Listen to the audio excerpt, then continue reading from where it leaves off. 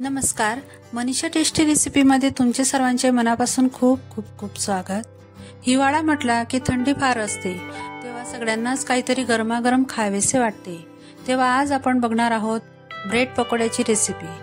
Bread pakoda करताना अगदी सोप्या पद्धतीने आणि झटपट, मस्त टेस्टी, वरतून कुरकुरीत आणि आतून मस्त सॉफ्ट, अगदी मार्केटमध्ये मिळतो त्यापेक्षाही चवीला अप्रतिम असा ब्रेड पकोडा कसा करायचा ते मी इथं काही टिप्ससह तुम्हाला सांगितलेले आहेत। त्यासाठी हा व्हिडिओ शेवटपर्यंत पहा आणि चॅनलला प्लीज लाईक, शेअर आणि सबस्क्राईब नक्की करा। चला तर मग रेसिपीला सुरुवात करूया।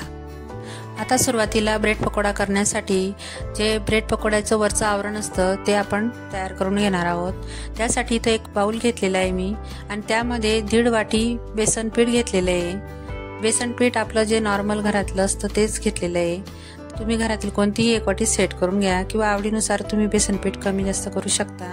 नंतर त्यामध्ये अर्धा चमचा हळद, 1 चमचा ओवा आणि चवीनुसार मीठ घ्यायचं आहे। आता हे सगळं जिन्नस आपण व्यवस्थित पिठामध्ये एकत्र करून घ्यायचं आहे, व्यवस्थित मिक्स करून घ्यायचं आहे। आपल्याला याच्यामध्ये काही मोहन वगैरे टाकायचं नाही आहे। नंतर आता त्याच वाटीने मी 1 वाटी पाणी घेतलेलं आहे, तर इथं त्याच वाटीने थोडं थोडं करत पाणी टाकून घ्यायचं आहे बेसन पिठामध्ये आणि असं व्यवस्थित हे मिक्स करत चालायचं आहे। पाणी एकदम टाकायचं नाही, तर असं थोडं थोडं करत त्या ज्या गाठी असतात त्या मोडत चालायच्या। एकदम जर पाणी टाकलं तर पिठामध्ये एकदम गाठी तयार होतात आणि त्या लवकर मोडतही नाही। मग त्यासाठी असं थोडं थोडं पाणी आपल्याला टाकत जायचं आहे आणि असं व्यवस्थित मिक्स करायचं आहे, गाठी मोडत चालायच्या आहे। तर बघू शकता 2 ते 3 मिनिटं आपल्याला हे व्यवस्थित पीठ आपल्याला भिजायला लागलेले आहे।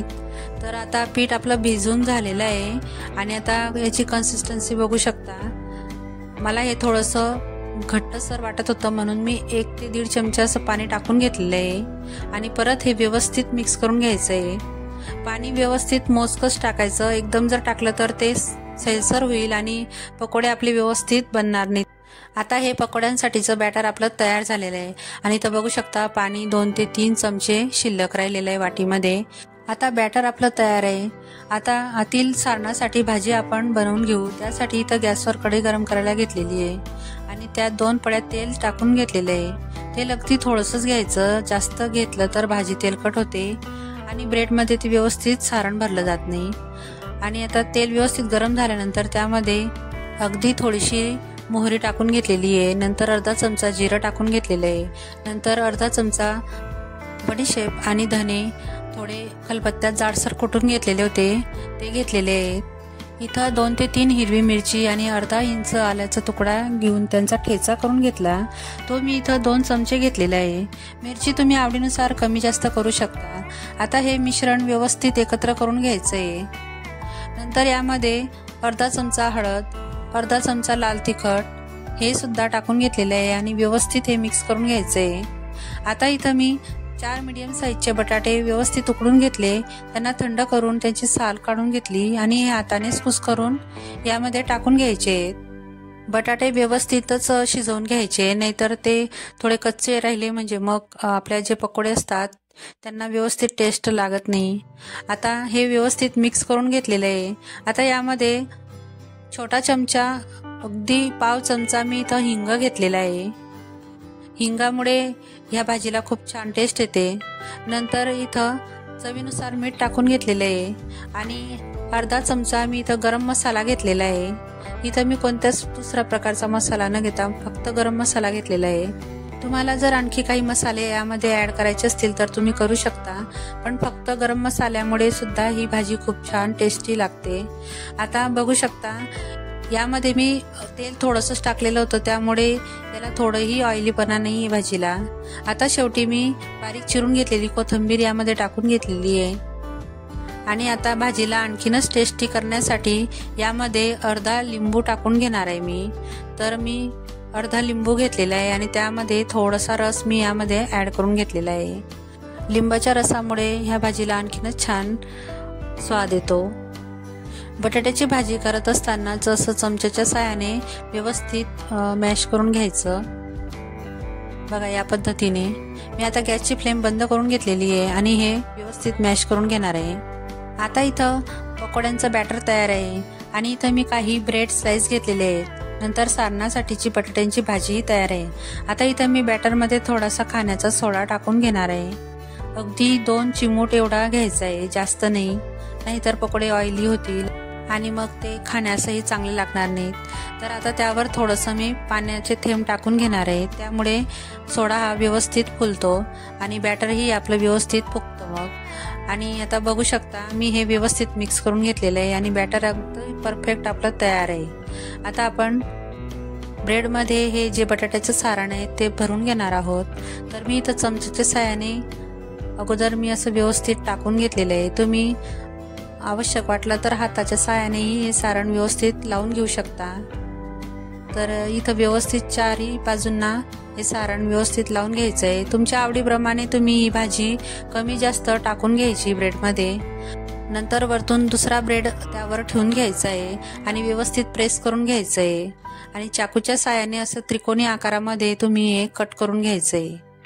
तुम्हाला जर गोलाकार आकार हवा असेल तर तुम्ही एखाद्या वाटीचाही साहाय्याने याला गोलाकार देऊ शकता, पण मी असे त्रिकोणीच छान वाटतात म्हणून त्रिकोणी आकारामध्ये हे ब्रेड स्लाइस करून घेते।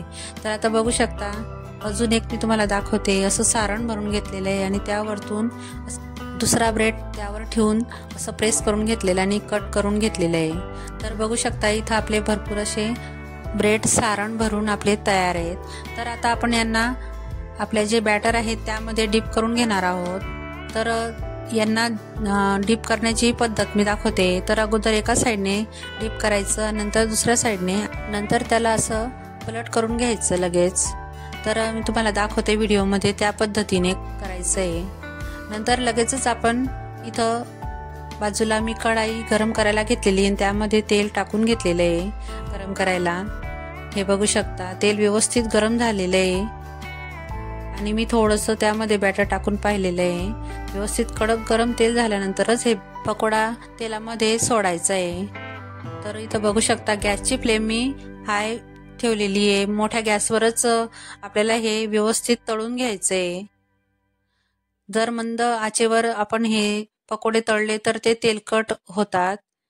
तर आता मी दुसराही इथं पकोडा टाकून घेतलेला आहे आणि अगोदरचा जो टाकलेला होता तो 1 मिनिटानंतर त्याला पलटून घेतलेला आहे। तर इथं बघू शकता असं थोड्या वेळाने हे उलटपलट करत राहायचे, म्हणजे एकसारखे तळले जातात, कच्चे वगैरे राहत नाही। मग आता 2 ते 3 मिनिटानंतर हे व्यवस्थित आपले पकोडे तयार झालेले आहेत। आता मी यांना काढून घेणार आहे। तर दोन्ही साईडने बघू शकता किती छान असे मस्त क्रिस्पी वाटतायत आणि आतून एकदम सॉफ्ट असे आपले पकोडे तयार आहेत। हे बघा रंगही किती छान आलेला आहे, वाटताय ना मार्केटमध्ये मिळतात तसे। आता मी दुसरी बॅचही टाकून घेतलेली आहे। याच पद्धतीने हे व्यवस्थित तळून घ्यायचे। गॅसची फ्लेम अजिबात लो ठेवायची नाही, नाहीतर हे पकोडे आपले कच्चे राहून जातात। बॅटर आपलं थोडंसं कचवट राहिलं तर ते टेस्ट बिघडते। हे बघू शकता मस्त झालेले आहेत। आता मी यांना एका प्लेटमध्ये सर्व करून घेतलेले आहेत आणि बघा किती छान वाटतंय ना, अगदी मार्केटमध्ये मिळतात तसेच हे आपले पकोडे तयार झालेले आहेत। आता मी तुम्हाला हे कट करून दाखवते आणि आतील सारण बघा किती छान वाटतंय, एकदम खायलाही टेस्टी, वरतून क्रिस्पी आतून सॉफ्ट असे मस्त पकोडे आपले तयार झालेले आहेत। आता मी तुम्हाला दुसराही पकोडा कट करून दाखवते।